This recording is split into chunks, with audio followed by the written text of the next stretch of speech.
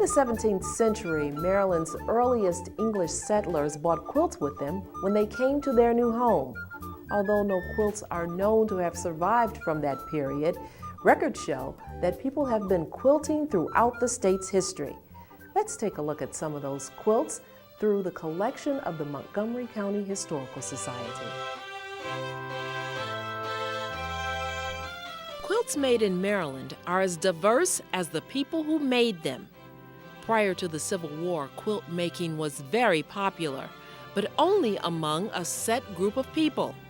Nancy Gibson, textile curator at the DAR Museum, explains. American quilts were primarily made by women with time and money. Quilt fabrics for quilt making was very expensive. Chintz could run as far as $6 to $8 a yard.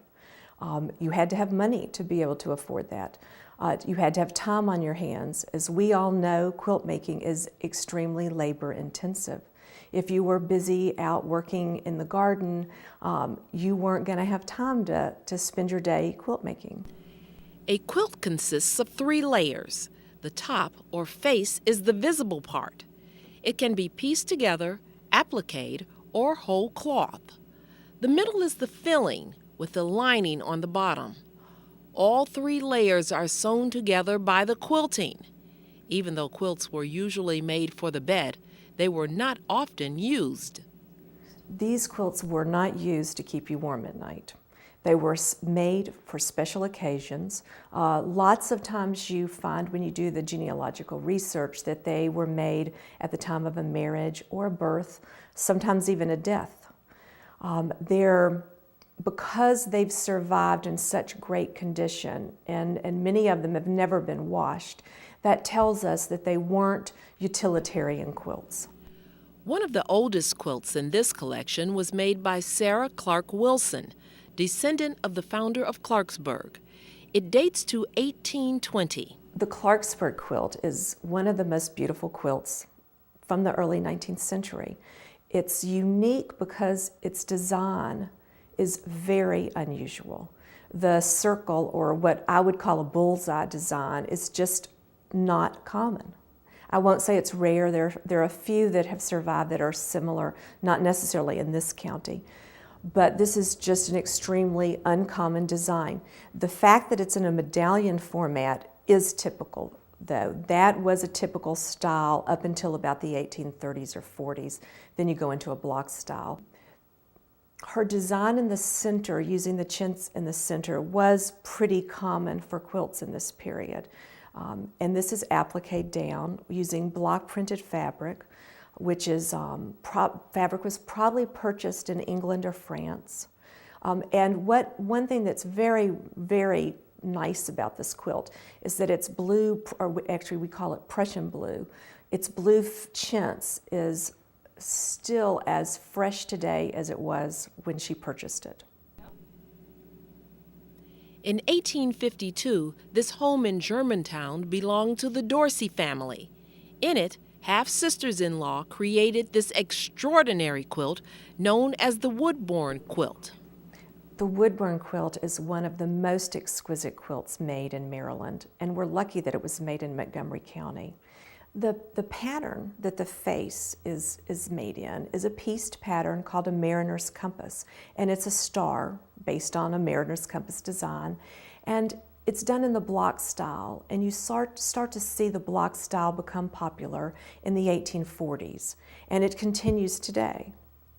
The quilt is beautiful, the colors are beautiful, but what really makes this quilt is the quilting patterns on it. It's quilting patterns, which have been passed down along with the quilt itself, consist of hunters, men on horseback, dogs, floral bouquets, cornucopias, long-tailed birds, many different kinds of foliage, leaves, flowers, plus the quilted inscriptions of the makers and the date. After the Civil War, quilt making fell out of favor. With the Industrial Revolution, people could buy new, fashionable, machine-made blankets. That all changed when Americans became nostalgic for the old days. The colonial revival period, which began in the late 1800s, saw a resurgence of interest in quilt making. Old-style patterns as well as newly invented ones were popular throughout this time period. This rail fence quilt was made between 1880 and 1900 and is an example of a log cabin quilt or strip quilt. The design was a good way to use up small scraps of fabric that might otherwise have gone to waste. Another popular style from the time period was the crazy quilt.